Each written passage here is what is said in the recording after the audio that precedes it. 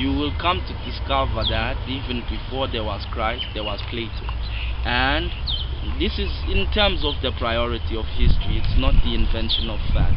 The publication of the first chapters of the Bible, the Decalogue, it's all the story of the Jews is fairly recent. There were the great civilizations of the Phoenicians, the Mesopotamians, and so even the stories which are contained in the text of the Bible repeat themselves in the Bible, having been told by previous civilizations. The story of Noah and the ark is recorded some several hundred years before it appears with the same names and characters in the Bible. But Christianity itself is a Platonic religion. I mean, it adheres to the epistemological theory of Plato, which is a dualism, which teaches us that there's a material plane which exists, which is a lesser representation of an ideal plane in which souls, formless, exist amongst themselves in their true and perfect form.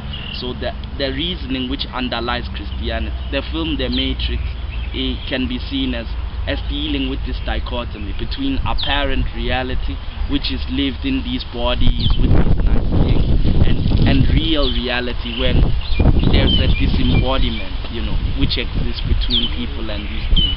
But this kind of reasoning has a long history. I suppose it's the discovery of actual history itself which leads one to become a little bit skeptical. The first thing that disturbed me as a black person, which led me to Rastafarianism itself, was, can it really be so that white people came to fuck us up, and somehow I must accept that they also did us a favor by fucking us up, because they brought salvation only through raping the Khoisan and butchering the people of the Cape and moving inland could we receive this great salvation.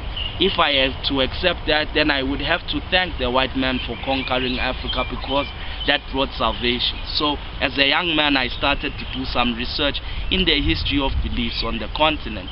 Of course, being raised in a Christian family, I had a kind of attachment to the Christian worldview.